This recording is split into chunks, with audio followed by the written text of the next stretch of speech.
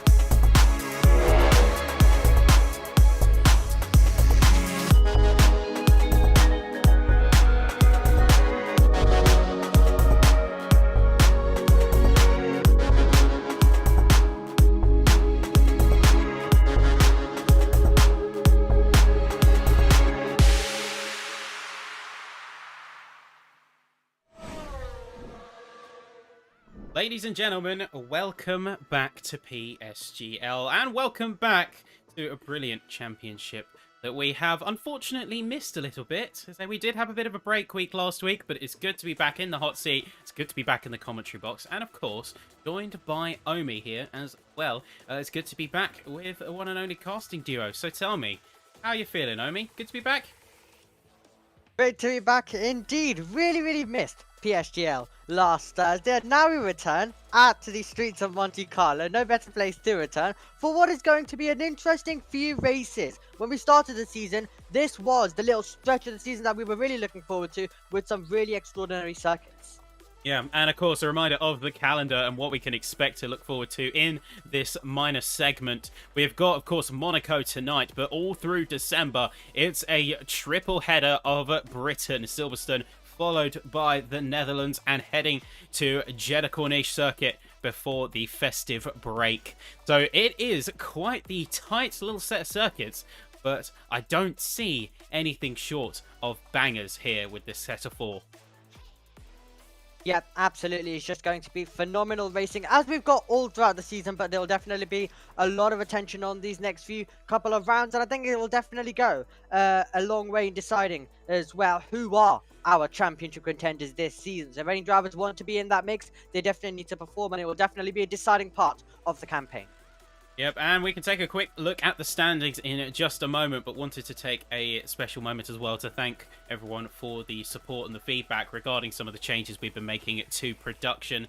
We're always looking to improve, always looking to make things better, so we do appreciate everyone's thoughts coming in regarding some of the changes we've been experimenting with here in F3, and of course the knock-on effect that can be to make the production and the viewing experience even better in F2, F4, any other leagues really. We can bring it across the whole board as that quality you've come to expect from PSGL. Now, we're not going to waste much time because we are going into qualifying very soon, but the standings and the important things that you need to know. It's a Ferrari power unit dominating the podium as you have Reyes Imtiaz with their strong performance out last time in Qatar, leading the championship by 4 points, followed closely by the two Hasses of Zozo and Torquay. But we will, of course, see who can bring the fight out here this evening, because we are headed, of course, to none other than Monaco. It's going to be a brilliant one out there tonight. Tell me, Omi, how are you feeling about this circuit in particular?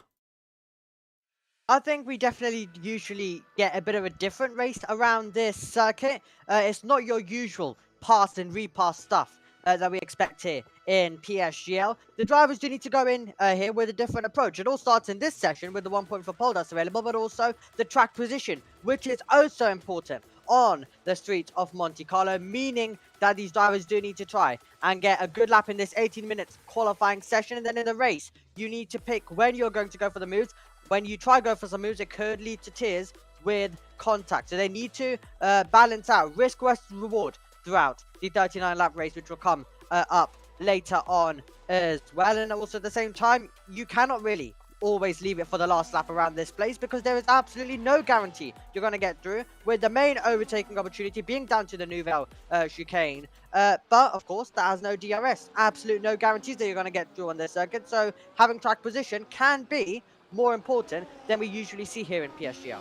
And of course, the main thing to look out for is especially the tight complex that is the third sector. We see so many drivers almost catapult their cars over the chicane, and it can sometimes be a little bit too close to call. Of course, we have seen a couple of fender benders come out of that chicane, tapping the wall, invalidating laps, and it's one thing to be very careful of as we head now into the Nouvelle chicane and into the first lap of the session, which is going to be for a podium incumbent, Diego Zorzo. Let's see how he does as he makes his way very nice and very quickly through that first sector.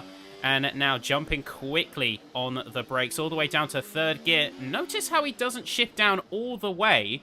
He'll keep it in a relatively high gear relative to the speed. I think he's doing that to make sure he doesn't have the tail kick out. Man second place in the championship, now making his way through the tunnel as well, keeping his foot all the way flat to the floor with the Red Bull, getting out of the way of Tom 97, and Zorzo is now about to head into tobacco. Look at the speed that he carries in. Touches the wall momentarily as well, and that is the close margins that we're going to see in this qualifying session. Over the curb once again, a little touch off the wall into the Raskas, and then it will be the final corner, which is Anthony Nodes with the rear sliding all over the place before he gets to Anthony Nodes, and then his foot to the floor, waiting for that line to come up, and he'll be the first driver to set a lap time on the board, and it's a 1 minute 7.091, immediately beaten by the Alpine of Andrea Molnar. Well, let's see if his teammate Torquay can do any better. Of course, both of them holding spots in this championship at the podium, and almost similar to their standings, Torquay is going to go into third. Imtiaz, current championship leader, the best he's going to manage at this point is a 5th position, so he's going to have to push that car a little bit harder to get where he needs to be. Half a second, as far as banker laps go, isn't all that bad of a difference, because these next 15 minutes are going to be all about finding your weaknesses on the track, finding where your opponents gain more time, and strategizing appropriately. Couple more cars coming up to the line now. Quintino, unfortunately invalidated, so this one looks like it's going to be his full core run here, and we'll stick on board with the AMR, as Tom 97 is also out on track, I believe in a similar situation. Quintino, the driver who's been the master when it's come to the qualifying sessions over 1 lap pace, and he will definitely try and do so once again here tonight as well. Of course, the winner from Montreal in Canada a few weeks ago, and now he finds himself also trying to chase the same accolade by the end of today's race. Always special to win here at Monaco, as Quintino tries to get a lap time on the board that can get him near the front of the field as he heads through the Nouvelle chicane, heading back towards Tobacco's. We see most of these drivers coming to the pit as they've done their first run, and they're going to be getting ready and prepared for the second run, as you mentioned, to try and improve for what they struggled with, as Quintino once again getting close to the walls around this place, as you would expect with how much these drivers are pushing all on the limit, as Quintino puts his foot down once again up towards the line. Let's see what he can manage. It's good enough for third.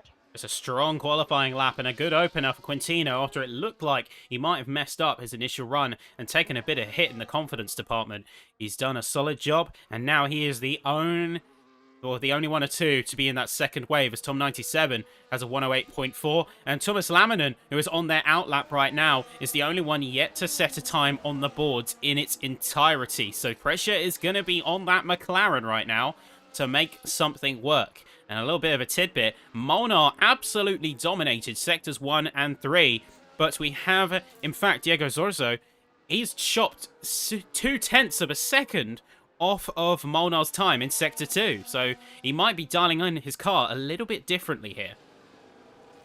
Absolutely, always fascinating to see where the drivers are strong, where their slight weaknesses are as well, in terms of where they can possibly try and push harder, try and find some more time, which will come lap after lap. They'll see, of course, with their delta, with it improving, and that's what all of the drivers would want, especially when we get to the end of the session, where the circuit, of course, is going to be at its best. And we are watching the man who led run 1, Diego Zorzo, out there, and he'll also be now pushing on for run 2, as he'll try and take it away from Andre Molnar, try and improve on what was his first lap. And here is Andre Molnar as well, about to push on, so he'll get the right to reply.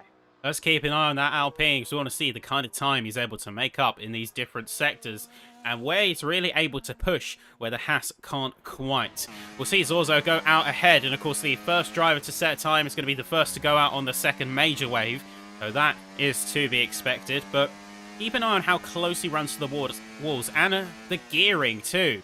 He almost uses that engine as a secondary brake, over-revving it a little bit to force the car to slow down. Of course, in qualifying, you don't really have to worry about the engine condition as much, and he even kicks the tail out a little bit, heading down through Grand Hotel. And as we make our way to the tunnel, a little bit of a tangly one, but Molnar is looking good in terms of composure. It's a 0.840 in Sector 1.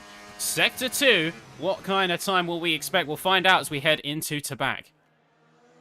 Throw it into the hairpin, deal with it when you get there. Stuff for Andre Molnar as well. And you can see, literally hitting the barrier. There was Andre Molnar as he continues pushing on, taking it right up to the wall. And it looks like he is going absolutely quickly right now on this lap. It seems like Zorzo backing out of it, so it wasn't the lap that he would have wanted. Molnar, though, was massively up in the second sector. When he completes the whole lap, he's up by 2.5 tenths of a second. A brilliant time there from Andre Molnar. Let's see whether anyone else will be able to get close or maybe join him on the front row, with no lap from Diego Zorzo, as here comes Reyes Imtiaz, championship leader, goes to P3. Yep, solid work from many drivers around this field to try and shave in those times. We're seeing a lot of them drop and invalidate through that chicane, and we will, of course, see the rest of them also push as best as they can. Marcel Biega, lobby host right now, but also is one of the drivers to watch out for. They're currently in 6th, and they are going to be on a cooldown lap, but beggars the question, who's going to be able to find the confidence to push here at Monaco? Molnar with an absolute stormer of a lap, but all that really changed between their previous run and now is they shaved that 2 tenths deficit between themselves and Zorzo. The rest was almost identical. Absolutely, really pushing on was Andre Molnar. The time when he left the second sector and completed the third sector basically remained around the same as you mentioned, as we now look to Gabriel Quintino, and he will be a driver who definitely wants to try and show some of the pace he has in the races. He's done it already in qualifying 3 times. The season's been on pole by quite a margin as well on some of the occasions as well. Nearly 3 tenths in round 1. And I still cannot believe that qualifying session that he had to start off the season. But yeah, he's not been able to convert it into races much. Of course, he won in Canada finally. That was his first podium as well. And he's a driver who wants to be up there more. Races is where it is going to win a driver the championship, where most of the points are available. And let's see whether he can get himself to the front row or to pole. If he can complete the lap, yes, he's found the time. 1 minute 6.746 for him, and he's the first man into the 0.7s is Gabriel Quintino. Super time from him as he now tries to take his 4th pole. We look over to the Red Bull of Tom 97. Yeah, Tom 97 being one of those cars who does need to make a serious improvement. And this is an opportunity for some points. We don't have a full roster of 20 today. Attendance is somewhat low compared to previous races. And this is an opportunity for those who are here to increase their chances of those essential points. So Tom, among others, needs to get into that 0.7s. Ideally, a 107.4 is kind of your benchmark to hint. Really, by the end of the session, it will be in the 0.2s if you want to get a solid qualifying point and qualifying start. But Quintino showing himself to be an absolute weapon when it comes to qualifying, not putting a foot wrong and absolutely making mincemeat out of that second sector. Really gearing up those cars to rotate nice and efficiently. That is the key here at Monaco. Let's see what Zorza can do now. After last time around, it wasn't the time that he wanted. He had a trip straight back to the pit lane. He's back out there now. He's now attacking, and he's invalidated. So this lap will not count for Diego Zorzo. So that was another occasion where he was going faster, but it's not going to count in the end.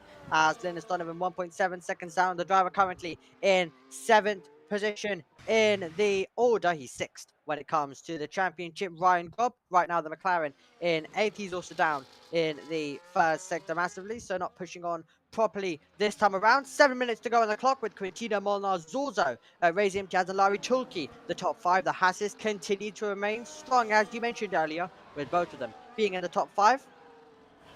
Yep, and many drivers invalidating over the chicane. We're trying to take a look around and see who is on an actual run right now, but it looks like many of them have already dropped it, heading it through the Nivelle chicane, and even just coming into back are almost cooling off and trying to prep themselves in that limited run for the next lap. But we see Larry Tulke, he's going to be a .706. He's going to set the new benchmark of the session. We're on board with JST right now as a driver who needs to push themselves up in terms of time if they want a competitive result. When it comes to Monaco, qualifying is going to be where it's at. It is going to be the highest point of pressure where everything has to fall into place perfectly. And the limited overtaking opportunities mean you need to bring your A game. They only have 6 minutes left to do it, and we have JST making massive strides on his time. Is it enough for the improvement he's looking for? It's a .474. It's a solid run for the RB. Can the teammate match? Coming up to the line now, Marcel Biega, .371, needs a quarter of a second, and is going to go into the .6s. He's going to do one better. He's going to be the 4th driver to make that magical moniker. Absolutely. As we now look to Razy Imtiaz, the only Ferrari in the field right now, after Zach Miles has, of course, a race ban for this round, meaning that he will not be participating here tonight. As we take a look at Ryan Grob, who, I believe, doesn't have a front wing, or a bit of his front wing. The end plate is missing. Yeah, he's missing both end plates, in fact, so clearly he took a little bit of an impact into some of the sidewalls there, and was not a happy bunny as he headed back into the pit lane. So now we look at Tom 97, one of the drivers who, as we were saying earlier, could stand to do with some improvement. Curiously, Justin Ertz is out of the session. A .450 is the best that they're going to be able to make, and I would not be surprised if Damien, the driver sitting in on the Kick Sauber tonight, is going to push that into last place. 2 points finishes so far this season for Tom 97, as we mentioned. Huge opportunity today if the drivers can get themselves into the points. Around this look, you would expect a couple of retirements as well when the drivers are taking huge risks, especially if qualifying doesn't go their way. 3/10 up by the time that he leaves the second sector. Now attacks the third sector for the Red Bull man, and he's making his way out to the final corner now. Let's see whether he can improve his time. Currently in P14, can he get himself up into the top 10? It's only good enough right now for 13th, but an improvement. It was still a big improvement as well, nearly 0.5 of a second for him, and he'll continue to try push on with 3 minutes and 45 seconds on the clock to go. Here is Linus Donovan improving by 1/100th of a second. Let's see if he can continue it, because if he can, it could get him ahead a place. So Tom with the big improvement, but in timing only. Not enough for the positions he was seeking, and he needs to push up that little bit further if he wants to make this one work. A .176 from Linus Donovan, meanwhile, is going to get him comfortably up into P7, and is going to bridge the gap between Reyes Imtiaz and Thomas Laminen, as many other cars are now looking to tee themselves up for final runs, for final goes, and some of them are going to be leaving it a little bit later. A good chunk of the field are still in, and it looks like Zorzo has gone for a run, but he might encounter a little bit of traffic distracting him. Of course, we do have the slipstream being mitigated by collisions being turned off, but you can see even that distraction of a car on track was enough to disturb his run and force him to abandon.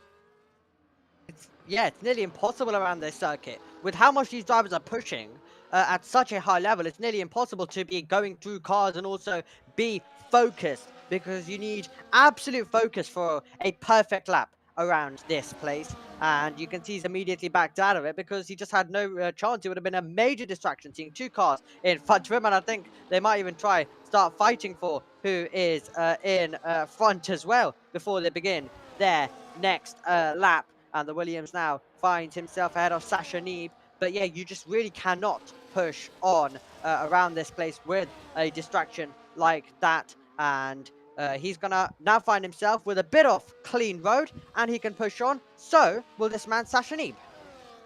Yep, Sasha trying to get up ahead. And as you were saying, make sure they don't have any distractions. But it looks like things have already gotten to a bit of a rough start, as that did look like quite the impact into the first corner.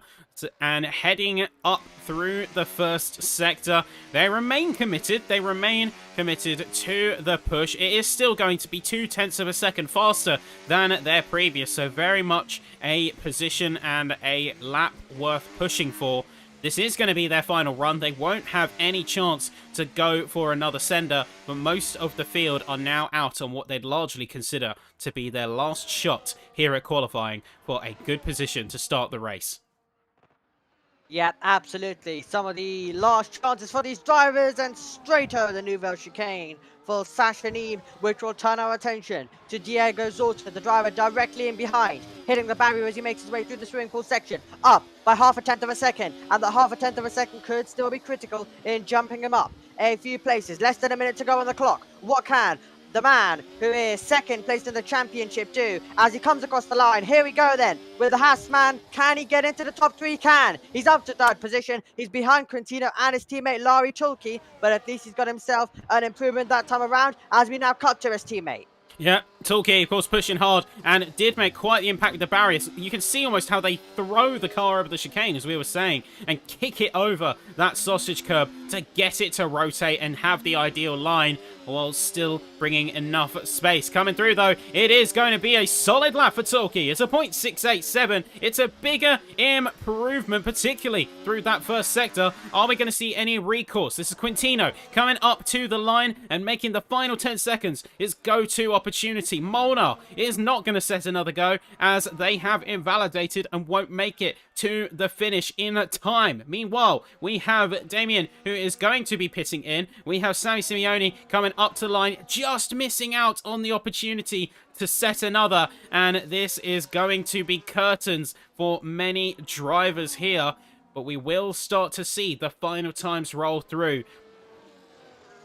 We absolutely will as well. Now we watch Booba, who currently is in 12th position, and he was down when he left the second sector. Let's see what he can do now as he comes over the line as well in the final part of the lap. He gained about 1/10, but it wasn't enough due to how much he lost earlier on as Marcel Biega comes into the pit lane. He's currently the driver in 5th position. What can Ryan Grob do? He's invalidated, so the McLaren driver won't be able to improve his time as well, so that will be disappointment for him. But here is Gabriel Quintino down by 38 thousandths of a second. Has he been able to improve down the 3rd sector? Gabriel Quintino with a brilliant time at the end to take pole position away from Larry Tulke, and it was done in the 3rd part of the lap, and the master of qualifying delivers once again to take pole on the streets of Monaco.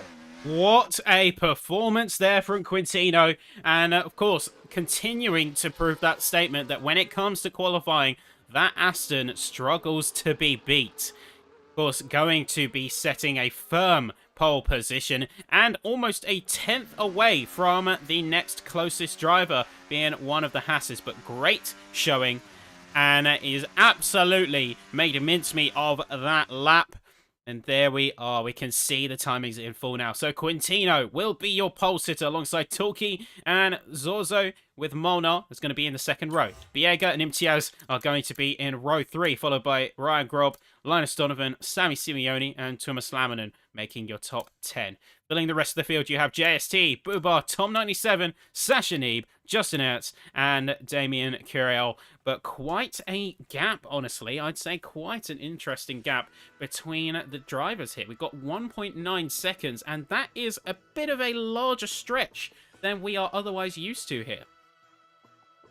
We're used to the seeing drivers inside, well, a couple of tenths separating the entire field, about a tenth separating 10 drivers at around some circuits. But yeah, that is nearly the gap between our top two in this session, and then stretching all the way nearly to 2 seconds between the entire field as well. So this circuit definitely showing who has done some of the practice, who definitely hasn't been able to find the time as well, and really finding the execution around this circuit much more harder compared to some of the other racetracks that we visit throughout the season. Yeah, and of course we're going to have to see the fruits of some of those insane qualifying laps, and much more to talk about in due time. But before we go and have a quick break, let us know, of course, in the chat who you are looking forward to in terms of the race. We just had a brilliant qualifying session, and now we want to hear from you. So any drivers you are rooting for, expect to make a big splash on the scene, or just otherwise drivers you are looking forward to seeing on that Monaco street circuit, let us know. And with that, we are going to take a short break to hear from some of the people who make PSGL as we know it possible. We'll be right back with you folks, just a moment.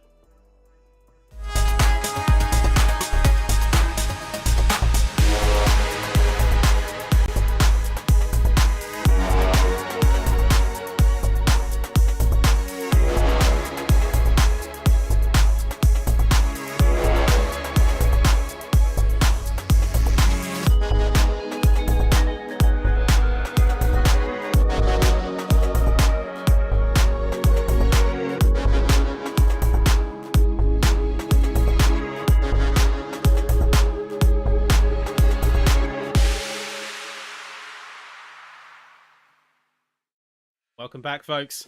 And of course, if you do want to support the people who support us, we are lucky to be partnered up with GT Omega Sim Racing Centre. There's some great Black Friday sales, but if you still want to grab a discount, use code PSGL for a healthy discount at checkout. And there's someone who can vouch, having used both. Solid services all round. But let's talk qualifying and let's talk Monaco. Let's talk the race that we have to look forward to, because I'm very excited. If that was qualifying, I think that we are going to see, while maybe tame in terms of overtakes, we will see a lot of close quarters racing when we arrive at the circuit for the race. Yeah, we absolutely will as well. It is still going to be a race where I think we're going to see, definitely in the early stages, I think overtaking, and if we do get to see some of the overtakes, they will matter more than we would, of course, say at around other circuits as well. So yeah, definitely early on, especially the moves definitely have a little bit more of an accolade. Some of the overtakes the drivers are able to make as well. They definitely do reward more in the final stages as well. So yeah, definitely it is one of those ones where basically any move definitely is an important one around this circuit, and overtaking is tricky, and you can defend around this place, which Quintino is definitely going to be trying to do. But it does mean that if you do want to jump yourself up a couple of places, the strategy is going to be very critical, and that is definitely going to play a huge deciding factor in this race. Yeah, the strategy is going to be the big benefactor here, and a good strategy and good race engineering is going to be what makes the difference more than most tracks, like you say, here in Monaco.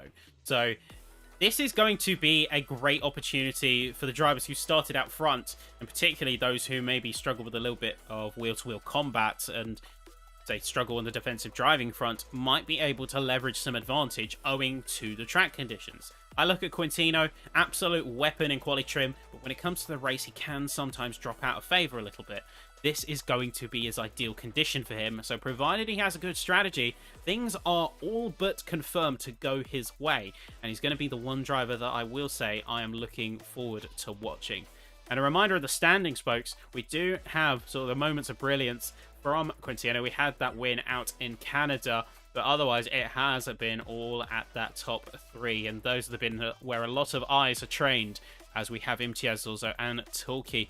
Curiously, we have Imtiaz currently sat in 6th place in the qualifying session, and that might be a bit of a more difficult barrier to overcome. Difficult barrier to overcome indeed. Of course, last race we saw the championship lead change, and I think the Canada round was very defining as well, with the disconnection and the Wi-Fi network issues that Zorzo had. It did, of course, mean that he finished out of the points in a race which he could have been in contention for the win. and that definitely brought Imtiaz back in play. He followed it through with a victory, of course, as well. He'd finished third, he'd finished second, he was finally able to get to the top step, and it did mean with his first and Zorzo's P4, it meant that he was able to take the championship lead last time around, and we could see it now switch once again. Imtiaz definitely is going to have to try and get on with it when it comes to the race and try something different with the strategy to try and finish ahead of his championship rival, executing every single point he can from this round and the next few rounds. As we mentioned, this is going to be definitely a very important part of the season in determining the championship battle, so you really need to try and grab every point you can, and that goes for every other driver who also wants to try and get themselves in this battle. Well, we are seeing a gap start to significantly form, even just 5 rounds into this 12-round championship. We have the top 4 currently sat with a significant gap to the rest of the field. And remember, with a first place worth 16 points and the gap being 14 between Quintino and Molnar, that is quite the statement to make. Of course, we do have pole position and fastest lap points, which can chip away at things. And I think that is a large part of how Quintino has managed to stay in this fight as well and be such a threat to the top 3, because he has got, I believe, 4 out of 6 rounds now that are going to be in his belt for pole position. This is the kind of thing that makes a difference. When you can rack up those little points, it does surprisingly make a difference, because those 4 points is a difference between multiple positions. Yeah, absolutely.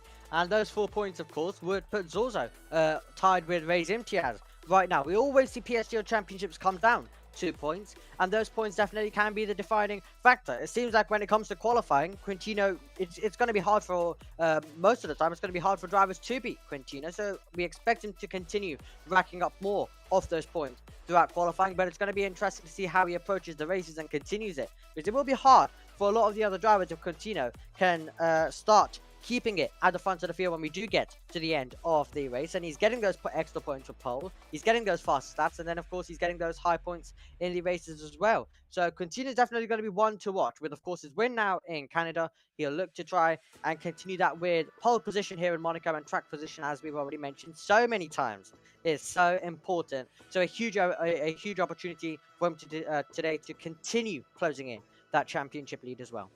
Well, today is about making it work, about delivering on the solid start that he's got and using the track to your advantage too. So a strong qualifying in Monaco, meaning as much as it does, is going to be music to those who are, I wouldn't say quali merchants, because that sounds like a disservice. It sounds like a disservice to their performance in the race. But when you do have drivers who are stronger in qualifying around here, it really does set them up for some serious points gains. And I think if we can link it up right, we could see Quintino really put themselves as a major player in that fight at the front, despite only having really 1 podium to their name. Again, those pole positions do add up, and we will see that come to fruition. But 19 corners of Monaco, 2 miles and 3.3 kilometers. Technically, it's actually one of the shortest tracks on the calendar, I do believe, because you contrast that with something like Spa, 7.004 kilometers, and you can fit 2 Spas, or no, not 2 Spas, that'd be a bit much. You can fit 2 Monacos and some spare change, and still you'd only match 1 lap of Spa, which I think is crazy, but goes to show that tracks of all shapes and sizes can still produce some excellent entertainment and racing. Definitely can as well, with well, all sorts of different configurations that we visit throughout the season. We've of course been to Spa earlier this season. Now we are here at Monaco as well, before we head to Silverstone next time out, which I'm sure will be a fabulous race in terms of overtaking, but the drivers have a little bit of a different challenge here today. But definitely for all of them in this field, they need to come out of this race with points and with the lower attendance. That is definitely going to be the goal of every single driver who is about to go racing right now. Yep, and time is of the essence here because we are going to be loading in and soon going trackside. Now, if you want to catch the F2 action as well, we will be redirecting straight from F3 into F2. So don't go anywhere after the race is finished, folks, because after interviews, you'll be taken straight to the heat of the action with F2, continuing that. And it does look like, as we are going trackside now, we are going to be seeing a fairly standard, if slightly overcast, Monaco here. Yep, absolutely. And if we were to get some rain, then that would definitely change up this race. But yeah, it does look overcast. Doesn't look like these sunny conditions out there right now. So looking overcast, could some rain be on the way? And of course, we will see how the drivers handled that chaotic start. I would not be surprised if some try to chance it coming out of the first corner and heading up to Beau Rivage and through into Casino.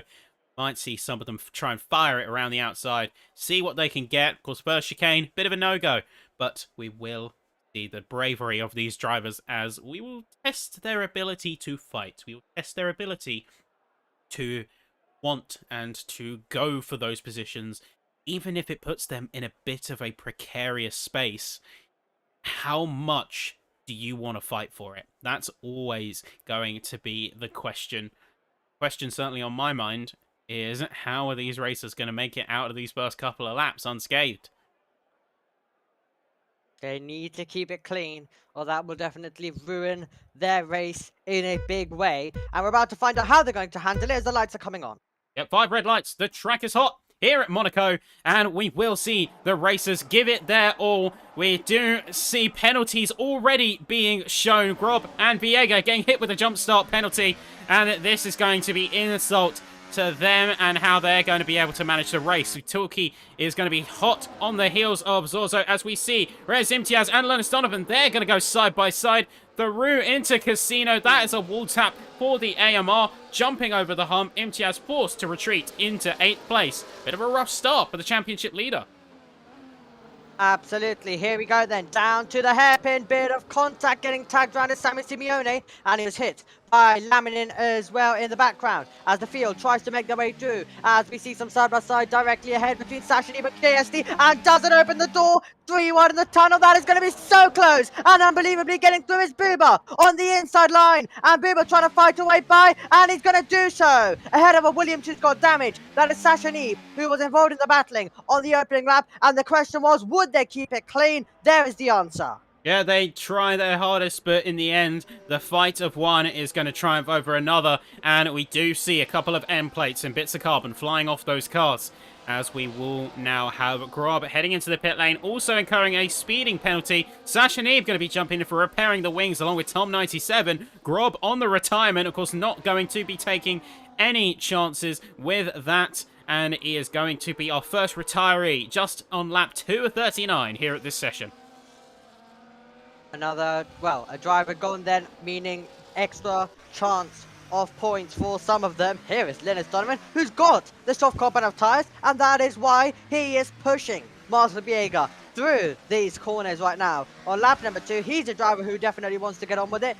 Not helped by the fact, however, that Marcel Biega has got 1.6 seconds to the leading train. That is right now ahead as Quintino tries to break out of the 1 second and secure his position at the front of the field as well. But yeah, Linus Donovan is going to try his best to find a way through, but Master Biega soon will be coming into the pit-lane anyway to serve his drive-through, so he is losing unnecessary time at this stage. Donovan a bit stuck and a bit angry too, because he is behind that RB who has now pulled in for the drive-through penalty to be served, but they're now 2.5 seconds away from Molnar & Co. up at the front of the grid. Those four are going to have a chance to get away, and while there's only DRS at one point of the track and a detection zone just coming out and heading into Larascas, they will still have that advantage to be pressed on the likes of Donovan. And Rez Imtiaz, now in 6th place, has a chance to make some headway here, because even with the soft tyres, you're going to be struggling a little bit, as those will soon fall away. And when they do, you are going to be a sitting duck out there. He's managed to peel about half a second and get Imtiaz out of range. But Donovan is in no man's land right now. Yeah, absolutely. It's not what he wanted at all. And out of the race, just on it hurts, and it's going to cause the virtual safety car as we're going to go through, and it looks like he's found the wall. Yep, he's found the wall coming out of Casino. That is going to be a VSC being called. Not a full safety car, interestingly.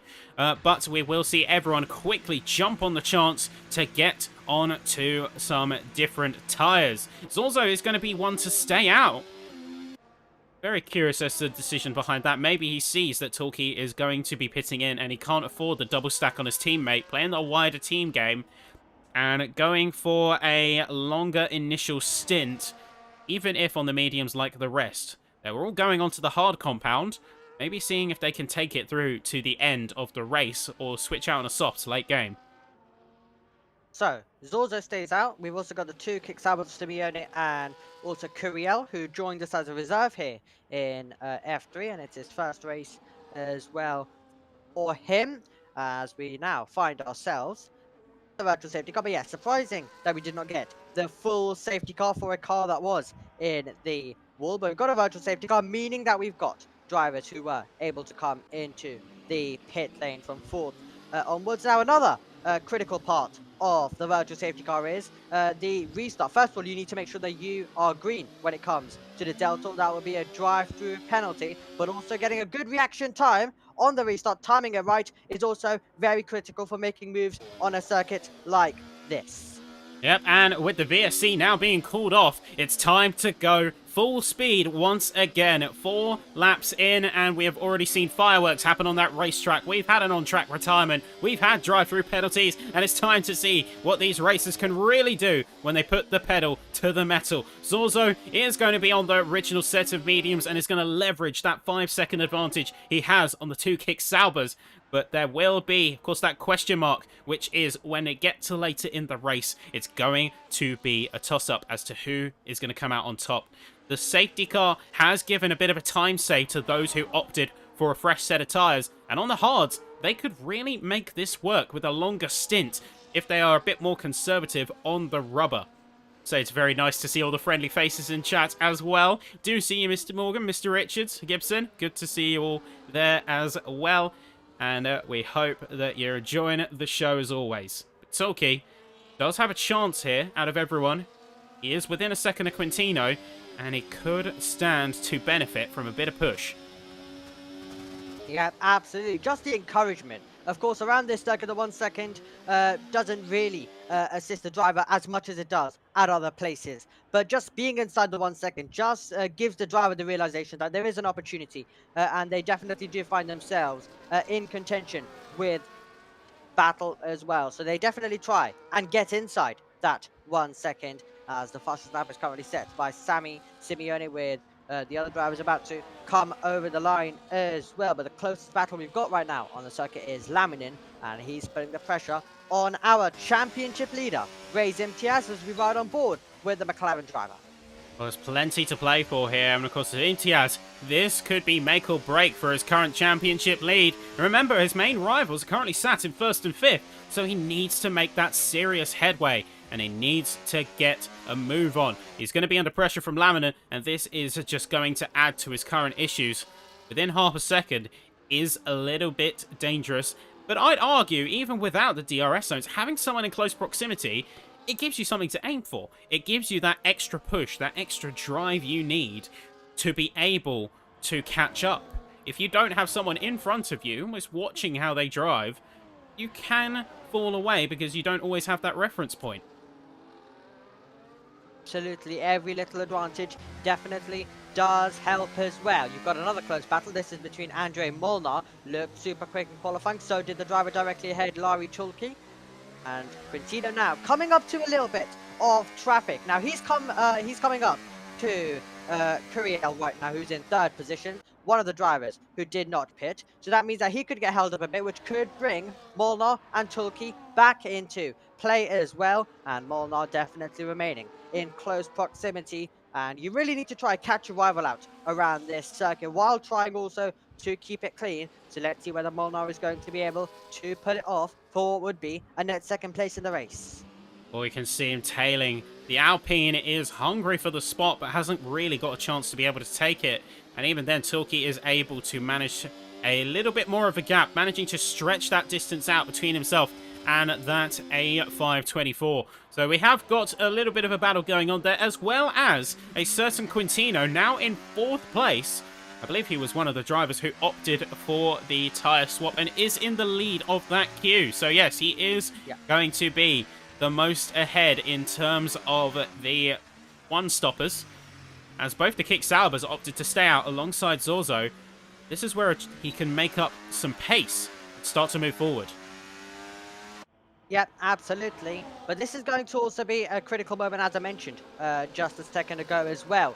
With every moment that he is stuck behind around this circuit, it is inviting Tulki and Molnar in, who are losing touch with Gabriel Quintino, who's definitely taken his pace and all of the joy that came with taking that pole position in qualifying. Right now, though, he's going to try and get past the Kick Sauber. Is he prepared to go the long way around? He'll get the inside line for the next corner if he can keep his foot in, but he couldn't. And the Kick Sauber gets his elbow out, and Curiel right now, the driver making his debut in this tier this season.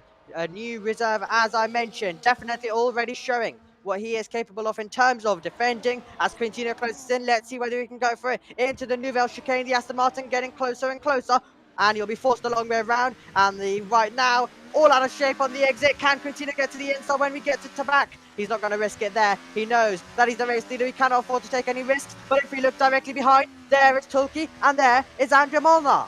You could almost hear through the car exactly what Quintino is thinking. He saw the gap and the mistake from Curiel, and you hear him jump on the throttle, almost as if to say, wait, here's my chance. I could go for it. I could put some serious pressure on him here. And a great move coming out of Las Rascas and through the final corners is going to see him take that top spot in that podium. Right now, he's going to be P3 and is going to start chipping away at those front two. Tulki is also going to capitalize on such an opportunity, with Molnar even peaking as well and seeing what he can make of it. But Curiel is going to re-establish a bit of ground. You can see the pressure they're feeling, how much that rear axle is skating around certain parts of the track more than it is rotating.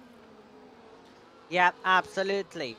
But this now was a big opportunity for Tulki. It's definitely brought him back into play with Quintino, who is immediately trying now to pull away. And Andrea Molnar's going to be fuming because now he's the one who's stuck behind, and he's the driver who's got to find his way through as soon as possible. When will the opportunity arise for him? Could it be on the exit? Could he risk it into Tabac? Quintino decided to back out of it. Molnar there will throw it to the inside and hope he's got a drive on the exit. He will get through, and Andrea Molnar took a risk. He's going to get the reward of P5, but it's 1.6 seconds now ahead to Larry Tulki and Quintino. It means that he's going to go back on the attack and back on the push if he wants to try and make the move. And it's also invited Linus Donovan into play, and he's the Aston Martin who is also going to try find a way through now.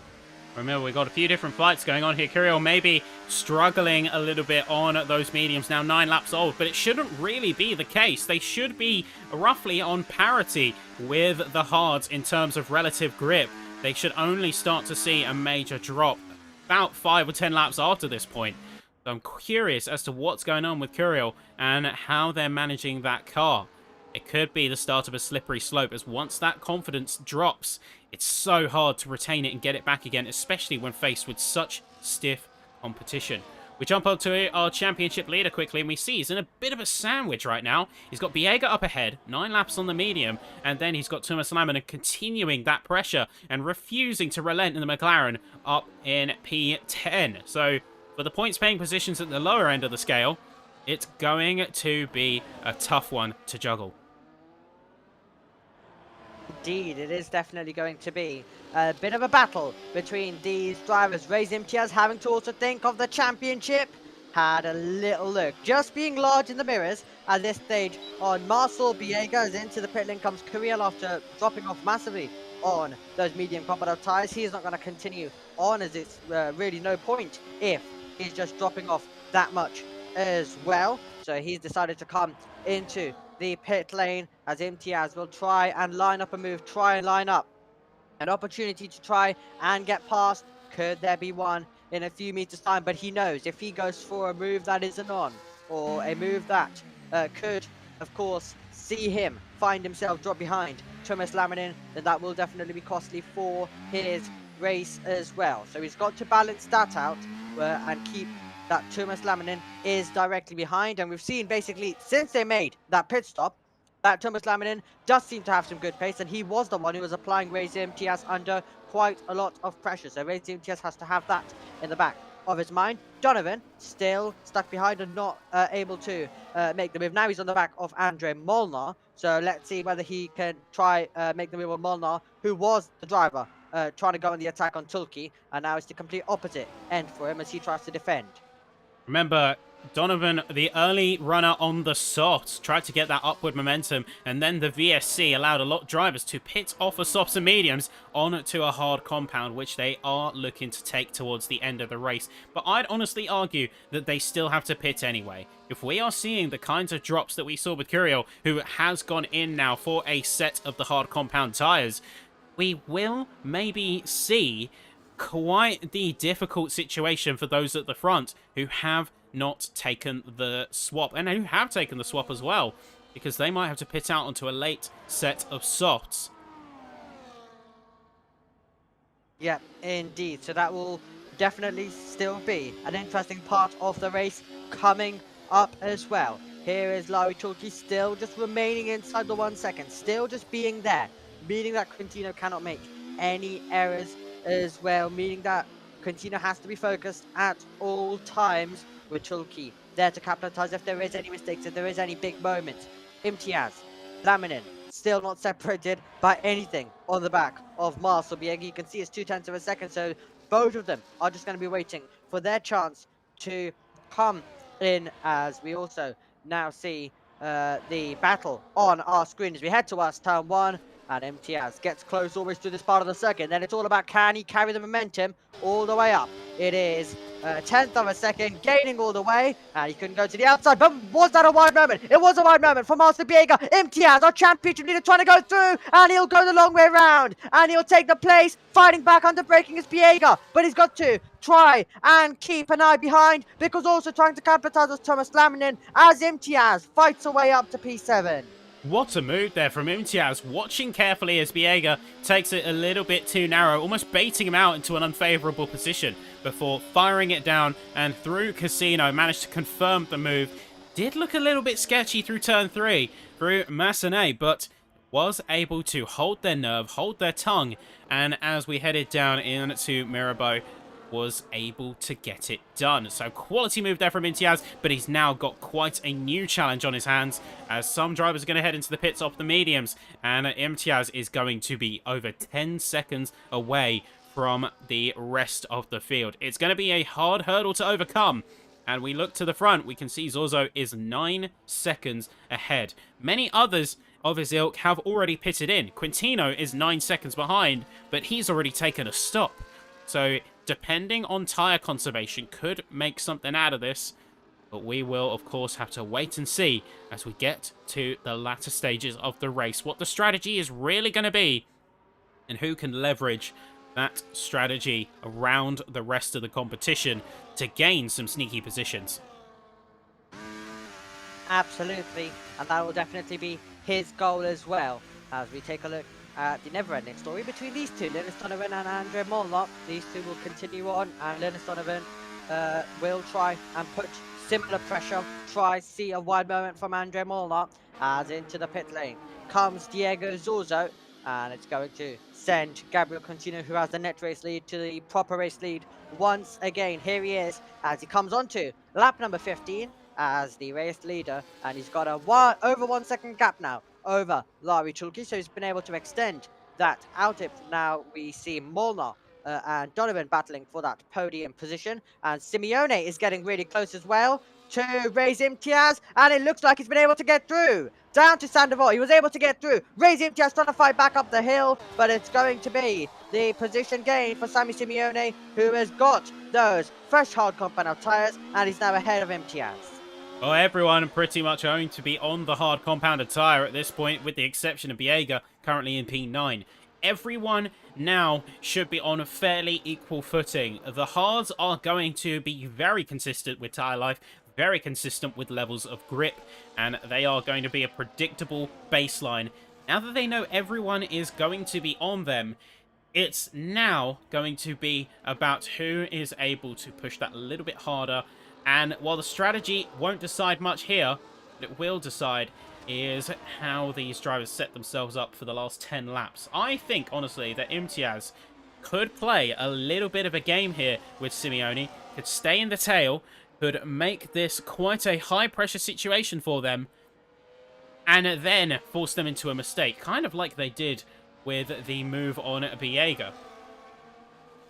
Absolutely, Marcel Biega, after that moment, really has dropped and lost momentum as well. Already 3 seconds on the back of Laminin, and Buba will be closing in as well if it continues for Marcel Biega. And now we look to Donovan, who is closer than he has been lately as well over the last few laps. So looking a little bit closer is Linus Donovan, and that puts more pressure on Andre Molnar, and it definitely could mean that Donovan tries to force the Alpine driver into a little bit of a mistake, but he will be going, and he'll be desperate for that final spot on the podium. We're looking to the other Hasses also as well, as they are marooned in a time pocket of their own. This could be quite a difficult situation to salvage when we're talking championship points. Down in P5, hasn't really got anyone to bounce off of, but some good laps here, alternatively, could put them in a very strong fighting position when it comes to the final convergence of everyone towards the end. Now, we look to Donovan. We can see him chasing down on Molnar, and then further ahead, we can see Tulki and Quintino. Interesting bit of note is that in terms of laps to lap pace, we do see Donovan, on average, teetering around the half-tenth to a tenth mark faster than Molnar. So time will be of the essence here before he gets stuck and ultimately cannot make a move. I think we're already starting to see that through the hotel, and heading into tunnel, we will have to observe carefully, as Donovan is now going to be trying to just observe what Molnar is doing, react accordingly. See, takes a little bit deep on the chicane there. Of course, have to be careful because one driver has already been hit with penalties. In fact, 2 drivers have been, as we have Simeone now with 3 seconds. Who's going to be the third? That's what they're all going to be wary of, and most drivers here are on 1 or 2 warnings. Yeah, absolutely. And you definitely want to have a few jokers left for the final stages as well, to try go all in as well before the majority. They definitely won't be able to have that option if they do need to try and close in when we get on the penultimate lap or the final lap, because overtaking is so hard, meaning that you've got to be as close as possible. And here is Thomas Laminin, who definitely is close, and you can see that he's using a bit of ERS. Can he get to the inside? And once again, he'll try and see. Raise Imtiaz run out wide. He was wide slightly himself. Now will an overtaking opportunity open up in a few meters time. He'll still be stuck behind the Ferrari, and Raise Imtiaz knew how he made the move on Biega a couple of laps ago. He didn't let it happen to himself, and Laminin will have to try another option. Well, we see Laminin trying his best, but no dice, unfortunately. Even making a little bit of contact heading into Casino. He's very much feeling the frustration now and feeling the impatience start to boil over as he's been stuck behind Imtiaz. You got to think, he's been stuck behind that Ferrari for, I would say, 5 to 10 laps now. 10 laps, in fact. So he wants to just get by. He knows that he's got the pace because he's been able to get so close to the back of him. And it's just a case of having the chance now. This is one of the things with Monaco. It's about not only having the pace, which both drivers clearly have in spades, but Laminin is trying to push on. But having the space is the harder battle to maintain. Yeah, absolutely. And I mean, Laminen's been behind Raise Imtiaz all the way since they made their pit stop. He is, of course, we had a little break when they were getting past Marcel Biega, where Marcel Biega was in between for a few moments. Other than that, it's just been these two, with Laminin on the attack, and with Raise Imtiaz on the defense as well. And yeah, Laminin is going to definitely be getting quite frustrated after this one, and he'll definitely try and see where he can find a way through. We are on lap number 19 of the race here in Monte Carlo with Quintino as our race leader. We've got Tulki in second place, Molnar is just ahead of this man by a second. So after Linus Donovan went on the attack, it seems like Molnar back to managing pace and just keeping it on that 1 second mark, just under. They're just making sure that Linus Donovan isn't too close. He'll try go back on the charge in the remaining laps as well. And then Zorzo currently in 5th position. Simeone has been making a few gains in that battle. And then Imtiaz, Laminin, Biega and Buba currently our top 10, with Biega on those medium compound tyres. Yeah, I do find it impressive that he's still able to push on those mediums, and it is still retaining some okay pace. He's about a second down, but that is still going to be a similar pace last lap between himself and Buba. So not able to quite catch up to the racers further ahead, but enough to keep himself with his own position on track and still able to defend, because look at that Red Bull and look at that other RB stuck behind him. This is what we were saying earlier about Monaco. It's about having the space as well as the pace. And one of those is satisfied. Buba and JST are knocking on the door. In fact, they're infighting and squabbling with one another as a means to keep themselves interested. But this is going to be where Biega has an advantage to press on those medium tyres, those ailing mediums, before jumping onto the hards. And unlike maybe some of the ones at the front, able to take hards when they do swap over to the end of the race. We'll see where it goes, as there is a little bit of a conflict about whether the tyre life is going to be enough on the hards or not. But there is still plenty of time to find out. Well, we're being treated to quite a lot of battles out there on the circuit. But yeah, the current one for 9th position definitely does seem pretty close, with 4 drivers all in contention for that right now. Korean also in that battle, the driver who had a major drop-off earlier on with his tyres, so he came into the pit lane and now he's absolutely part of that scrap. So it will be interesting to see how he's going to now get on. And we once again take a look at some of the different battles on this circuit, with Ben at this stage just making sure that he's sticking in behind of Molnar, and then he'll try and go back on the push, as I mentioned at some point.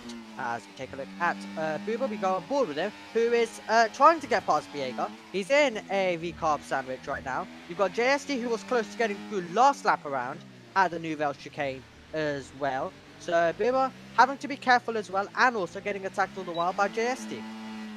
Well, I say that Buba is getting a little bit skittish on that rear axle, pushing the throttle maybe a bit too hard there, as there is quite the slide from Biega, starting to show a bit of a vulnerability to the rest of the field, which will be capitalized on as soon as they get a viable chance. JST chomping at the bit for the larger RB team, and this is now a bit of a waiting game, because now we have not only Buba and JST, but we can also see Sasha Neeb and Damien Curiel are waiting in the wings. They're all stuck behind this singular RB car, and all of them are just wanting to get by. They can see the rest of the field slipping away, and Buba's going to be the only one out of this cohort to get points. The rest of them are completely in the weeds. Yep, indeed. Just how it is going to work out. There's still a lot to fight for in this battle for these drivers. Every point does definitely play a major part, as we've already been through in this broadcast as well. And they definitely, right now we can see Diego Zorzo, and he's on the back of Donovan. So Donovan now having his, attention switched after trying to attack Molnar. He now finds himself with Zorzo in behind, who is extracting all of the road and a bit more here at Monaco, which usually would mean that you are into the around this place. But Zorzo has a lot of pace at this stage. Shows us the driver behind Sammy Simeone, so we could be seeing this driver go on the attack very shortly. For the many drivers here in different spaces around the track, presents a stalemate for others. No one is able to necessarily make the moves that they want unless very specific circumstances are met. Which means we have cohorts of drivers, sometimes as large as 5-6 cars, all fighting for the same position, vying for the same kind of track space. Zorzo on the back of Donovan is going to go for it through turn 1. Big snap on the rear, though, as they panic and have to get out of there. Donovan is going to hold their nerve and continue to move forward. They had the right to the corner, and they are exercising that right. Zorzo peeking it down the inside, but not having the luck they so desperately craved, as they have been waiting for this opportunity. Like with Laminen, who has been waiting for now 20 laps, remember, since that pit stop, as you said earlier, Romy. Many drivers just want the position, and they're starting to get desperate. Here we go. Desperate. There we go. We see a perfect example of it. As you mentioned, it's Sappy. As we saw JST pull out. And he tried to go for the move. And now they're all bunching up. Where everyone's going to have to check their mirrors in case anyone is going to go for a dive bomb. They're all in order for the moment. And JST pushing Booba, who's also doing the same to Marcel Viega. Still Laminin stuck behind on raised MTS. Diego Zorzo is now 2/10 away from Linus Donovan, and you've got Andre Molnar, who's 5/10 away from Larry Tulki, as this race continues to get exciting. And you've got the new reserve driver trying to find a way through in the background, and Damien Carriel wasn't able to make the move into the Nouvelle chicane, but we've got a brilliant train as these guys battle over the final points paying positions. Well, Viega's driving has attracted an audience, just not the one that he was necessarily hoping for. Instead of all the viewers watching at home, it's 5 angry F1 cars that are chasing and vying for that position. In fact, JST is going to be calling it quits and is going to head into the pits at this point, likely for a fresh set of mediums again, or the old set of mediums that he was on earlier. Let's see what he switches onto. It is going to be a fresh medium set, and he's going to be taking that off to the end of the race. Seriously, he was one of the drivers who did the lap 4 swap, so is that an indicator to the rest of the field? Zorzo and Donovan are both going to be coming together, coming out the tunnel, and it is going to be the Haas who takes a bit of an off-track excursion across the chicane and has to relinquish themselves back into P5. Tried to move down the outside, couldn't make it work, and it is going to be Donovan still with the position as Zorzo closed back in. Now will he have an opportunity on the run towards Sandoval once again? Pulls to the outside line, and Donovan will try cover the inside part of the circuit once more. Zorzo is now going to have to look in his mirrors because he's got the kick-sour drawing alongside. Sammy Simeone knows better though. He isn't going to risk that at this part of the circuit. He'll wait for his opportunity because I think he's definitely seen. He's seen Linus Donovan also defend from Diego Zorzo so many times, and Diego Zorzo's been all out of shape at so many points, meaning that there will be an opportunity that will come in for Sammy Simeone, and there's a penalty for Larry Tulki, the driver second place, who has got Andre Molnar 4/10 away. And if the race finished like this, which is still going to change a lot, it will definitely be a deciding factor, and definitely not what Larry Tulki wanted, and it will affect him all the way till the end, as you cannot, of course, serve this in a pit stop. Of course, this is going to be a blow for Tulki. It's not going to be as big as one may think, just owing to the fact that, lots of drama happening further down the field. As you see, Bubar did go for it, wasn't able to make it, and almost put himself and Sashani at the Waller Hotel. So, very dicey there. They're going to be going side by side. Big contact. That is a spin. That is a front wing absolutely annihilated as they make contact through tunnel. Bubar is going to limp that RB all the way out and into the pit lane, no doubt. Neeb is going to be was having to look over the shoulder, I think, a little bit there after contact like that. It's not looking like the most friendly atmosphere out there. And these drivers, that patience has well and truly gone. The tensions have boiled over. We're starting to see, as we saw with Bubar, some desperate moves.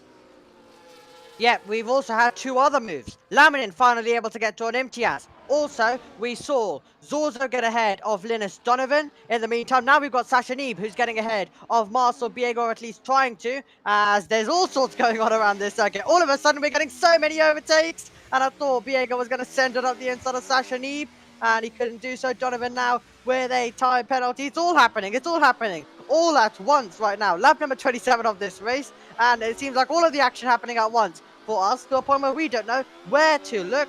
And we now head through the part of the circuit which had contact last time around. Are they about to risk it once again through the tunnel? Now the road will open up as we try to see Kirill go down the outside. He'll commit to the apex. He'll be able to take the place, and he gets ahead of Master Biega. Diego's well and truly fading now, and that just proves it. Those mediums can't carry them any further than they already have. 26 laps. Those things are going to be husks of a former tyre, and I think this is the signal, if there ever was one, to jump into the pit lane and really reconsider the pit strategy, but they remain committed. Are they going for something as brave as a medium to soft? I highly doubt it, but it looks like this could be the wild card for Biega.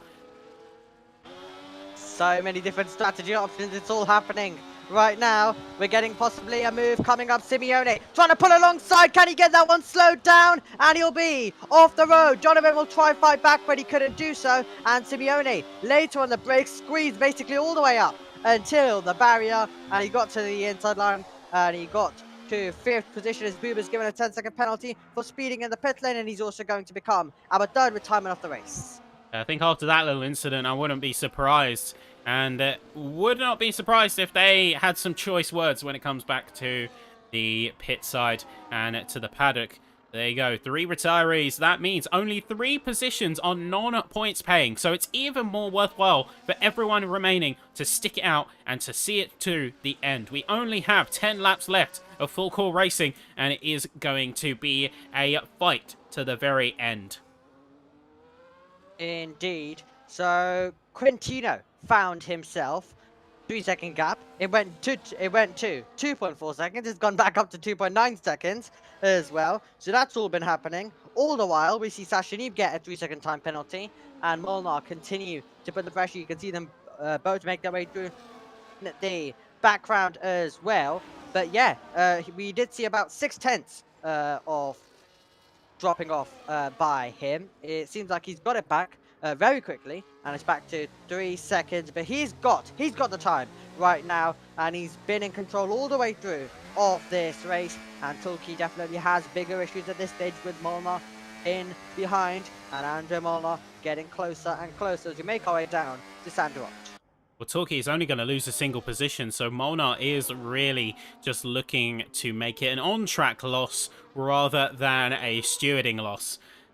Quintino has really got a bit of a chance to take it a bit slower. He isn't setting the fastest times, he's not setting the sheets alight, but what he is doing is keeping a controlled pace, keeping good control of the car, and making sure that he doesn't make any unnecessary missteps. As long as Tulki is in P2, he is safe, because he is going to function effectively as a roadblock for his real rival at this stage, Molnar, to be able to make himself a serious threat. All Quintino needs to do is bring it home right now and not make any major missteps, as we said, and he will have another win in his pocket.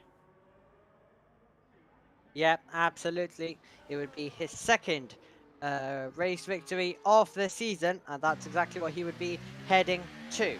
JST just set the fastest lap of the race, and he is right on the back. He is right on the back of the Red Bull car of Tom 97, who's another driver who has got a penalty. And could JSD have a chance in a couple of moments time to make the move and get himself ahead as we head down to the braking zone? He'll be sitting in behind at this stage, but we'll definitely try and find a way through as soon as possible. Lap 31 out of 39 laps continue to tick around this circuit, and we just don't know what is going to happen in the remaining stages. We had a very exciting start to the race, a very chaotic start. Everything happened right at the start, and then we had a lap where we didn't know where to look earlier, a few laps ago.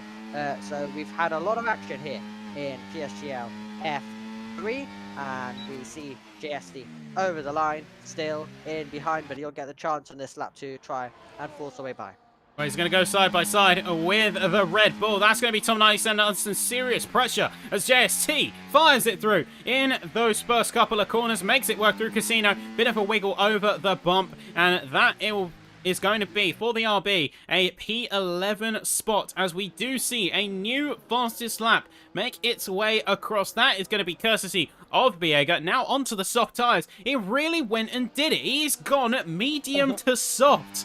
I am very impressed that he's managed to make it work in terms of strategy, but I don't think that was the play tonight. I think he's so far down that any meaningful difference he's going to make on those red walls is just diminished by the fact that he's already 13 seconds down. The amount of pace he lost owing to those tyres basically dying from underneath him is that now he's functionally marooned, and you can see he's not exactly making the time back up. Indeed, not making the time back up, and I think he'll understand as well that the strategy, well, it's been quite audacious. It's been quite something as well to make it work. Definitely wasn't the right one or the correct one here on these streets tonight.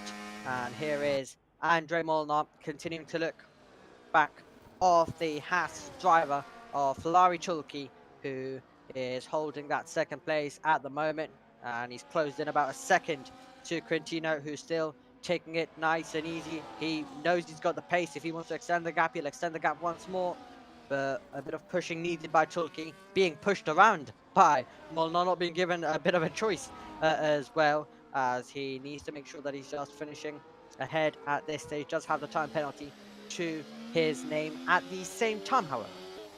Yeah, he's under a little bit of pressure, and the Haas is closing the gap ever so slowly. At this rate, he'll be on the back of Quintino by about lap 36-37, but that is when the Aston, through conservative driving, can turn up the wick a little bit, and it could see himself into the distance. So now is just a stalemate. It's a waiting game. Who is going to make the move? It's waiting for the clock to strike 12, waiting to strike high noon, and seeing who is the first to take the shot at the position. Molnar, I don't think he's actually going to go for the overtake. I think he is just pushing Tilke forward. He doesn't have to go for it, because even from where he's standing, he's all but guaranteed P2. If he gets close enough to Quintino, then maybe he can consider overtaking Tilke and going for a bit of a shot at the win. But where he stands, it's unnecessary risk. It is. We've already seen it go wrong quite a lot so far today as well for quite a few drivers, meaning that you do need to have that in mind. Not going round in the wrong direction could lose you a place to Diego Zorzo. This is the driver who also, remember, when he spoke to us earlier this season, definitely wants to be fighting for the championship this season, and going along the way around and taking the places to Miss Laminin and Donovan just trying to finish out there as well. And no front wing for Linus Donovan. That is the reason why. That's the reason why he's lost that, because he's not got a front wing, Sappy. Well, this looks very recent as well, because he's gone from all of a sudden being in a strong position in P6 to now missing his entire front wing assembly, not even just an end plate or a couple of slats of the carbon fibre. So this is a serious collision, and it's only taken place within the last lap or so. He's now already 2 seconds behind Laminin. Goes to show how important that front grip is. He's going to have to reconsider his strategy ASAP, but with only 5 laps of full driving to go, is Donovan actually going to go into the pits? I'd honestly say that at this point in time, he'd be better off sticking it out with the missing front wing and just nursing the car as best as he can, even if he does burn up the thermals on the front tyres a little bit. Yeah, and you can see he's staying out. He's committed to the no front wing life. He is not going to yield. And there we see JST is going to make a move for Pinion 9 for another points position, as Sashanib, Tom 97, Demi Curiel, they're all going to be converging on these last positions. Yeah, got really close to Anthony Nose between Curiel and also Tom 97 as they made their way through Anthony Nose. As you see the switch, and JST is able to get his way up to 9th position. And here we go with Tom 97 darting left, darting right, trying to find a way through. And he got to the inside part of the circuit. Curiel has got that position for the moment as Tom 97 tries to fire away by. He'll be large in the mirrors. Tulke's got the gap to 1.3 seconds as Tom 97 on screen right now, having the car going all sorts of places, places where he wouldn't want it as well. He'd want it pointing in the right direction. Same thing he said about Curiel, all out of shape on the exit. But yeah, Quintino, 1.3 seconds to Lari Chulki. So if they do continue to close in, laps are going to run out. If they do continue to close in, then that definitely could be quite interesting to see, as Linus Donovan has lost out to Raiz Imtiaz. And Raiz Imtiaz the man who came into this as the championship leader, is going to grab more points as well critically for his championship. Well, it's not going to be enough to fend off the likes of Torquay and Zozo. Remember, P2 and P4, compared to P7, that is quite the points difference that you have to consider. 1.6 between Torquay and Quintino. There is still going to be a significant gap, and he could draw it to within a second by lap 37, but this is going to be a bit of a question mark in terms of the end of the race. Imtiaz is going to be in a bit of a struggle. He's now going to be demoted to likely P3, if not P4 in the championship, although I don't have the exact points totals to hand right now. And he's missing one of his end plates, so he's well and truly out of contention for any other position than 7th. Yep, absolutely. So that's how this one is going to finish for him as well. And we are going to get to see Quintino just bringing it home at this stage, with Mola, who is just sitting in behind, staying close and making sure that he just sticks in behind, and will get 2nd position by default once that penalty is applied. And he makes his way through on the exit, does Larry Chalky. It's 1.7 seconds between Molnar and Diego Zorzo, who is remaining currently P4. But we're now into the final stages, as we're going to see the drivers just bringing it home and trying to score those critical points. Well, we have, with the time gaps at play, Torquay, who is going to be demoted to P4 now. So the gap has diminished enough where his Haas teammate is going to leapfrog him in the standings. Molnar is going to inherit P2, and Zorzo is going to inherit the 3rd step of the podium should the current positions stand. Now, Molnar is not going to sit idly by. We saw him peeking left and right, and on the penultimate lap, if there's any time that he wants to go for it, go for a bit of an ego move, now is the chance to do so, to set himself up here. Torquay keeping it smooth, keeping it consistent, best that anyone can do in his situation. But many other drivers might not be singing the same tune, particularly towards the bottom end of the field, as we have seen quite the battles converging at this bottom end. You've got JST, who is closing up to the back of Linus Donovan and is itching to get past. Once again, like with Biega, we will see a lot of cars converge in a very small space, and someone's got to give. Absolutely. Here we go then, down towards Sandero. Make our way through, and a wide moment for Linus Donovan with that damage, and it sees JST go through as well, and you've got a whole train of them all waiting for their opportunities to be complete. 50% of this season, and there we go. Donovan dropping more places. He's going to drop out of the points as well, and oh, that's a close moment there between Tom 97 and Linus Donovan, who will continue fighting this. We are heading on to the final lap with our leaders. These drivers still on the penultimate lap. Donovan getting his elbows out, banging wheels with Tom 97, side by side, corner after corner. Can the Red Bull driver get ahead? And the Aston Martin of Donovan doesn't want to give it up, but it's Tom 97 who fights away by. Yep, and Donovan now going to be dropped into P13 in the end, so he is going to be sinking to the bottom of the order. And now it's the final lap of the race.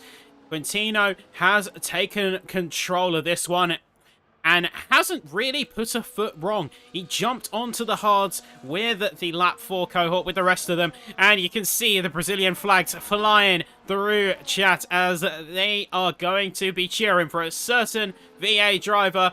Quintino making his way up to the final sector now, and this is his day. It's going to be a strong result. A pole position by almost a 10th. A great race, which he led most of. Once he got into that P1, he stayed P1, and that AMR is going to be taking top honours as we come to the finish line. Gabriel Quintino wins PCF3's Monaco Grand Prix, and in style too, as Molnar is going to inherit P2 and Zorzo is going to inherit P3 following Tilke's 3-second time penalty. The rest of the field are making quick work of the rest of the course, and we can see those penalties start to retroactively apply as more drivers are going to be making their way up. The big flux of drivers at the 3rd sector, but what a performance from the top. What a performance from the top, and the driver who has been brilliant this season with qualifying, now the man for the race as well. And he proved it in Canada. He's proven it once again, not a foot wrong. And JSD will be delighted to beat home a huge amount of cars to the line as well. A absolutely brilliant performance. You cannot really have a better round than what Gabriel Quintino just had as well here in PSGL. An incredible pole, an incredible last sector to get that pole. A brilliant pole by him in superb style. And then in the race, start to finish, domination from Quintino. And he is really one to watch in this title. While it was incredible in the qualifying sessions, when it came to the races, he was struggling to grab those top points. He's now got some momentum, and it'll be a hard man to stop in the coming rounds. Jose, we can see with Biega as well, snatching the fastest lap point with that late soft stint. It's going to be a good day for certain drivers in the field. Quintino being one of them, of course, is going to take a healthy dosage of points with the pole and the race win. That's going to be 17 in his pocket heading into the next round. Molnar, Zorzo, Tulki, Simeone making your top 5. And with Laminin, Imtiaz taking a bit of a hit in the championship department. But JST, Biega and Correal, reminder, reserve inning in for a solid points finish, followed by Neeb, Tom97 and Linus Donovan, with Buba, Justin Ertz and Ryan Grob taking an early leave in the session. And it's going to be where we hopefully get a chance to talk to our drivers.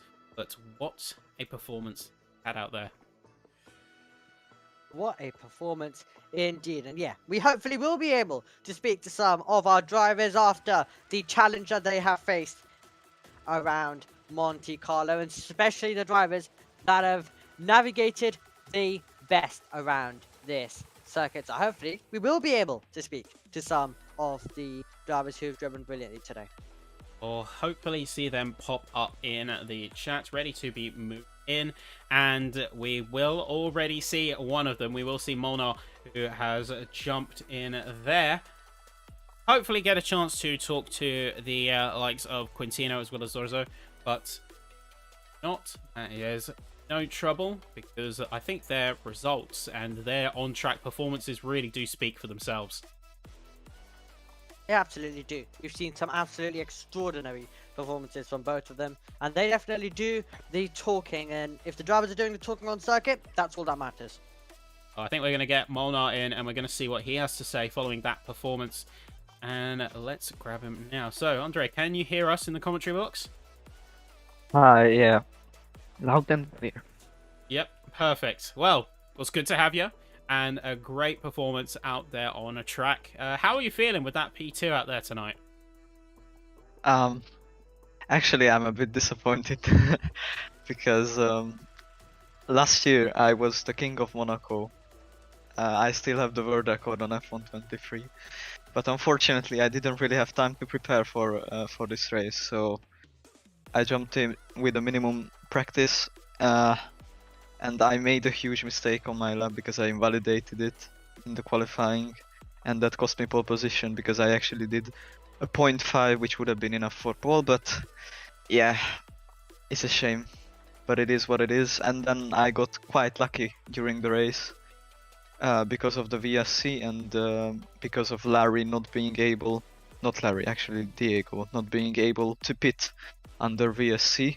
So I jumped one position, and then of course Larry got his penalty. But basically the race was just boring, nothing happened, so that's all. I'll say, as King of Monaco, you probably already know the expectations that you had heading into this race. So instead, let's put things a little bit different. Let's start with qualifying. So 106.810, I think 5 milliseconds shy of one of the Haas drivers, and 2/10 shy of the pole position time of Quintino. Has qualifying been your area, or would you say you shine more in the race? It's actually strange because in the last few games I was really fast on qualifying and I had pretty bad race pace, but for this game it actually switched around, and I think now I am a bit better on race, but my quali pace is alright, I guess, because I had a pole position this season already, so there should be no problem with that. And of course, with the rest of the races in this, we'll call it sector of the calendar, we've got Silverstone, we've got Zandvoort, and we've got Jeddah. Out of those three, which one are you looking forward to the most? Or, alternatively, which one are you dreading? Well, I think probably Jeddah, because like I'm waiting for Jeddah because I just love the track. It has such a nice flow. It's basically like a built circuit but with walls, and that's my dream because you need to be extremely close to the walls in every single corner, and it's just so fun to drive. So probably that one. A bit of a, yeah, it's kind of like daring do. It's like, how close are you willing to go to the edge, to the limit? I can see why you love Monaco so much in that light as well. Yeah. I love I love street circuits so much. Never lose sight of that. It's seemingly a rarer breed these days. But that is all the questions from me, and of course, a great result on my own. 4th in quali, 2nd in race, healthy points coming in. Any questions from you, Omi? Yeah, one quickly as well. In terms of preparation, looking ahead to the next few rounds, so how much time would you say do you have for preparation for specific rounds, and is there any circuits that you specifically need preparation for? I think I will be with minimal practice for all of the events, so it's a bit of a shame, but it is what it is. I cannot change this, unfortunately. Regardless, if minimal practice is the way, and what you've shown us tonight is anything to go by, I think we'll be just fine. But for tonight, take a rest and take a well-earned victory lap to relax, as E2 is a very solid result, and hopefully we'll see you in the commentary box at some point soon. Yeah, I hope to. Thank you very much, Andre. There you go. That is going to be Andre Molnar, of course, finishing P2, and we do get a chance to talk to our other 2 drivers as well. So I think first we'll talk to Diego, one of the Haas drivers, and one who will be, of course, one of the top aims for the championship. Then we'll talk to, of course, race winner Quintino. So let's grab him in. Diego, can you hear us in the commentary box? Yep, I can. Perfect. Well, good to have you, and a solid result out there, claiming P3 in the standings by the end of it all. Tell me, how are you feeling about Monaco? Well, I'm not happy because my quali lap wasn't good. I got blocked, but yeah, it wasn't good enough. Then in the race, with the virtual safety car, I couldn't box because I had my teammate ahead. So yeah, I was a bit dead. Yeah, I can imagine that was a little bit frustrating. We did speculate in the commentary box that was the reason why. The reason you didn't hit in is because you had the hitbox shared with your teammate. So, how are you feeling towards the rest of the race? Obviously, you had Silky with the penalty and the changing circumstances surrounding that. How did you feel about the rest of the race? Of course, after the VSC. Yeah, so I lost 2 positions with the virtual safety car. Then I came out like 6 seconds behind Linus and Andre. I had, I think, 13 fresher lap parts, so I catch fast, but then I broke my front wing with Linus. And yeah, that was over. Maybe if I didn't broke my front wing, I could have passed more cars, but I did my best. I also had 2 warnings and I couldn't risk it, so damage limitation. Yeah, so well, in terms of damage control, I'd say a podium spot is certainly a fine way to go about doing it. And this does leave you in an interesting position. We had Rez Imtiaz, who championship leader, but finished down in P7 tonight. And you have got P3, which means that you will be leapfrogging him in the championship. So this is, I've got to say, one, pretty exciting from our perspective in the commentary box. We've got a proper championship battle on our hands. How are you feeling now that you could be leading the championship heading into Silverstone? Well, I'll just approach the remaining races the same way. I'll try to get the best pace out of me and manage to get the best result, and not think too much about the championship. Maybe not risk it if I'm if I'm gonna win against my direct rivals. But yeah, I'll approach the same way every single race. Quite like you always have, and we're looking forward to seeing it. Any questions, Omi? Well, I'm going to throw a similar question to what I, of course, just threw to Molnar. In terms of preparation, so of course we've got a few more races coming up before we get to a little break.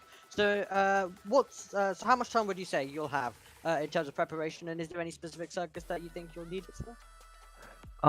Well, I practice enough normally. A couple days before I start, I do a bit every single day.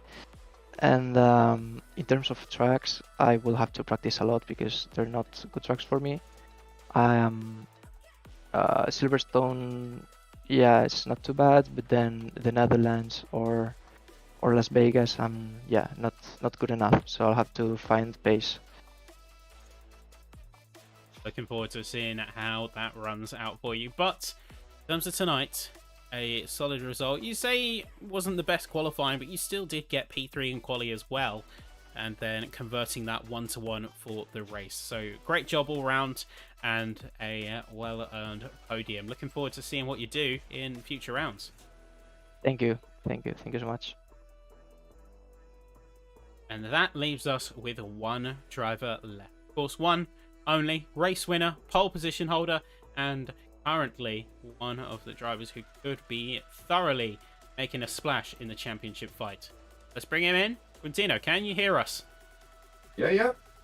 Okay, lovely to have you in the commentary box, and lovely to have you after a solid pole position, also taking top honours in the race. So, how did you feel about that one? I think, yeah, I feel good actually. I mean, I was quite surprised about the pace because I had literally like an hour to practice today. So yeah, because I was busy with schoolwork, but yeah, I mean pretty solid really, to be fair. Quali was crazy because like in the last attempt, I've invalidated on the chicane, and then yeah, I had to go again, and I didn't have a full battery, so I was like, yeah, just pray and send. Going to the going to the middle sector, like in the middle split, I was like a 10th down, so I was like, you know what, just send the car, throw the car in, and hope for the best. And yeah, I literally picked last sector, so yeah, got pole there on the scrub set, so yeah, I was really happy with the lap at the end. But yeah, and basically the race, of course, beating that VSC was crucial, of course, because you just want to prioritize as much as you can track position right here, and yeah.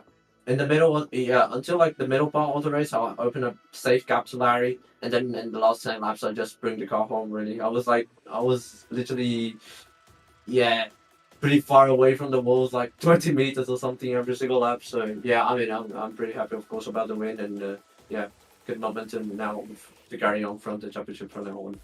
Yeah, and of course, this is going to put you in good stead for the championship. So it's seriously likely that you will be in that primary fight, either near the top, towards the top, or directly in between the two Haas drivers. So how are you feeling in terms of championship hopes? Because you've been in fairly close proximity and within that top four. How are you feeling about it? Of course, with the great result out here, and we have got a few tracks coming up, like Silverstone, Jeddah, just to name a couple, and then Zandvoort in between before the festive break. What's confidence levels looking like? I don't really know, to be fair. I mean, I think in paper, I think, we have, as a team, of course, working with the guys in F2, I think we have a strong package to, of course, show, but I mean, at the end of the day, it just all comes down to the drivers. So, yeah, I mean, of course, just looking forward to see what I can do, of course, just try to maximize practice and, try to see where I can, gain time on those tracks, and of course work with the team that we can have a good package and provide that we have good pace around the next couple of races. So yeah, looking forward to it. Yeah, as are we in the commentary box. Of course, we've got the triple header coming up after this one as well. Any particular tracks left in the calendar that you are looking forward to, either towards the festive break or after? I mean, to be fair, Jeddah always was a pretty good one for me.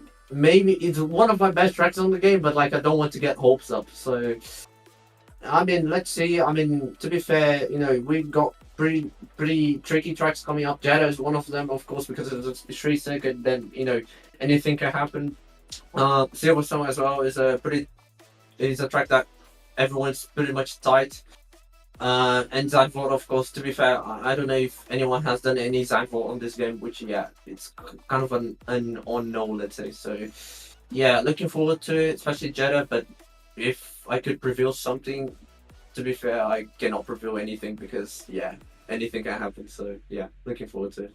It's a realist approach on things, one of which I can certainly respect. But that's all the questions from me. Say pole position, great run out there on the race, and some healthy points in the pocket. Any questions from you, Omi?